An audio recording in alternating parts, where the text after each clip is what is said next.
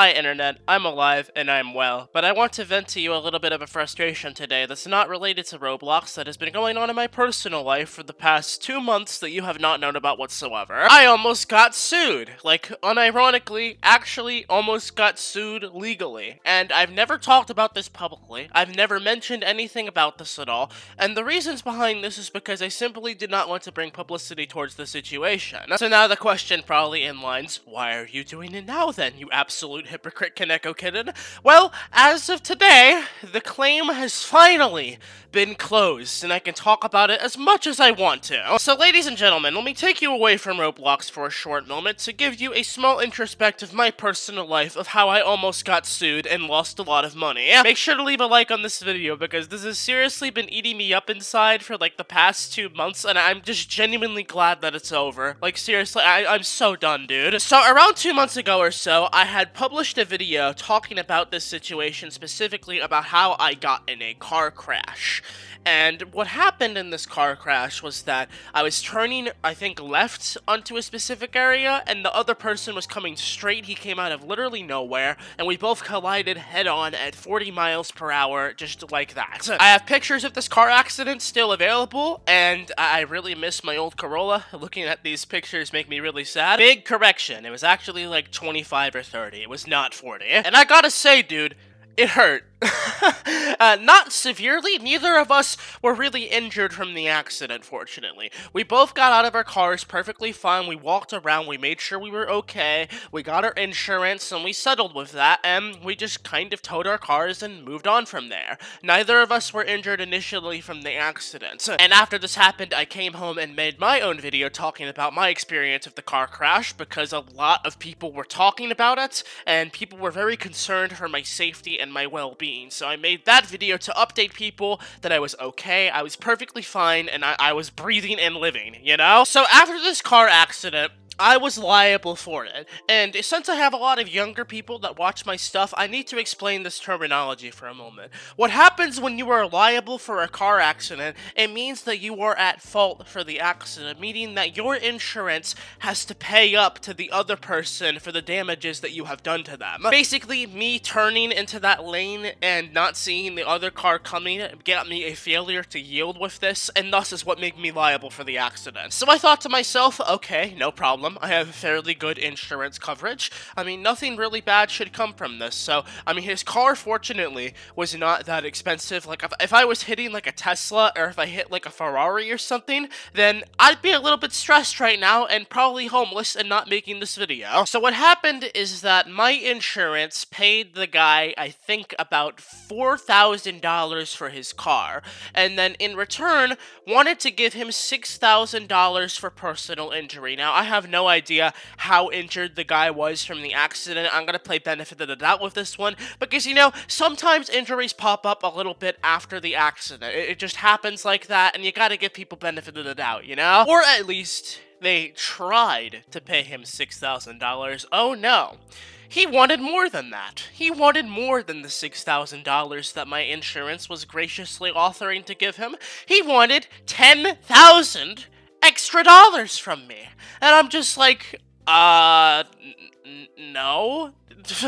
No. So he wanted the $6,000 that my insurance was offering on top of 10,000 extra dollars that was happening with this. So in total, he wanted 16,000 USD for this accident that occurred. Once again, let me remind you that this accident was not like an incredibly severe one. Like, yes, both of our cars got severely messed up by it, but that's just kind of the nature of front-end collisions, man. Like, once you hit the engine, it's very difficult to repair the frame and the engine. But on top of that, it's just like, it wasn't even that bad of an accident. Like, both of us walked away from it perfectly fine. Both of us declined ambulance rides when the ambulance came. We both signed off on it as perfectly okay. So I don't know what happened. So my insurance declines this and doesn't want to give him 10,000 extra dollars without a doctor's note or anything. So he decides to hire an attorney to handle the case, which is just oh so fun. Which means that because he hired an attorney, it means that I could potentially be getting a letter any day of being sued by this guy wanting money and wanting me to come to court for the accident, which had this basically going over my head for the past 2 months every single day and night. Now, the thing that I do not know and will not know to this day is if he was just faking an injury or if he was just truly trying to just milk the situation, just trying to get as much money as he possibly could from me, or if the guy had genuine injuries going on here. I don't know, which is why I was playing devil's advocate with this whole thing. But the reason why I was incredibly skeptical is because this kind of practice happens all the time with car accidents, and people see car accidents or any type of thing like this as a way to get a big check from people's insurance companies. Like, the guy could have absolutely just faked an injury and gone doctor shopping, which is a terminology to get a fake note or fake advice from a doctor that's been paid off to tell you what they want you to hear, which is a true practice that goes on with these kind of things. And my mom, obviously being my mother, was panicking about this entire thing too, wondering if I was going to have to end up going to court over a situation like this. So we both just patiently waited the situation out to see what would happen next, because we really had no idea what would go on, and everything was just like dead silent for an entire month, which has made me have like several panic attacks and mental breakdowns multiple different nights in a row, because I genuinely did not want to have this overhanging my head for a long period of time. Like, for the next 3 years of my life, I did not want to be dealing with this stupid car accident claim, okay? Then, finally, God bless, the good news came. When the good book calls, they finally give me the good news. Apparently, after this entire thing going down for 2 months solid, and this guy hiring an attorney, wanting more money from me, $10,000 extra on top of this, he finally accepted the $6,000 that my insurance offered him, and the case has been closed. I no longer have to deal with this. I no longer have to deal with the thought of being potentially sued by a person.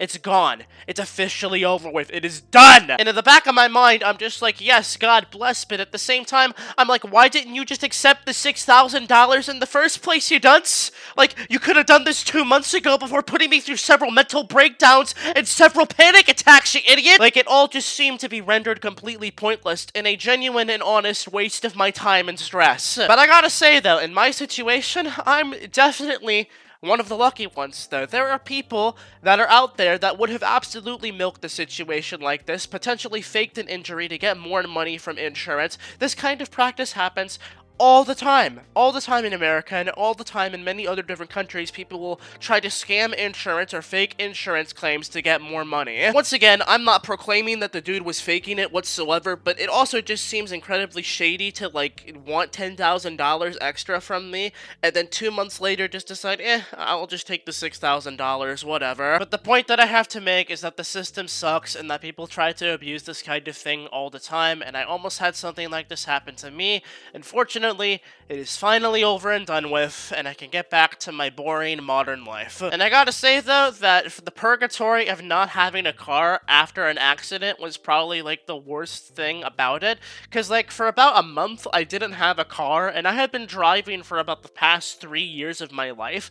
And for the older people out there that are watching my content, when you go from having a vehicle to not having a vehicle anymore, it is, like, genuinely the worst culture shock and transition you can possibly have. Like, I'm so used to driving myself around and getting around everywhere and, you know, going to get food, hanging out with friends, but instead I had to, like, Uber places or get Uber Eats when I was hungry. It was really bad and really depressing, honestly, and it put me back onto a really bad, unfortunate slump that I just really wanted to get out of. I felt like I had my adulthood kind of stripped away from me, you know? Like, I felt like I was like a 14-year-old again with no vehicle or mean of transportation, and I don't know, man. I don't want to go back to that kind of thing ever again, but everything's good now. I have a vehicle again. I got a Jeep last month, and it's been working great for me. But yeah, that is the long, lengthy, and excessive story about how Kaneko Kitten almost got sued and almost lost a lot of money from a situation that almost got way out of hand. And I wanted to keep you guys informed about it because I like being real on this channel to my audience, and, you know, some of the stuff that I've been going through personally. Everything's good now. I promise. I'm living. I'm fine. I'm no longer stressed out anymore. Anyway, let me know what you think about this big old story down in the comment sections below. I genuinely hope that I never have have to go through something like this in life ever again, but we'll see. If you enjoyed this video, make sure to leave a like on it, subscribe, and check out my other Roblox content, because I make Roblox videos pretty much every single day, and you may find one or two of them enjoyable. But until next time, folks, I am Kaneko Kitten, and I will hopefully see you guys and girls tomorrow in another Roblox video as per usual. See you folks later, and until next time, peace.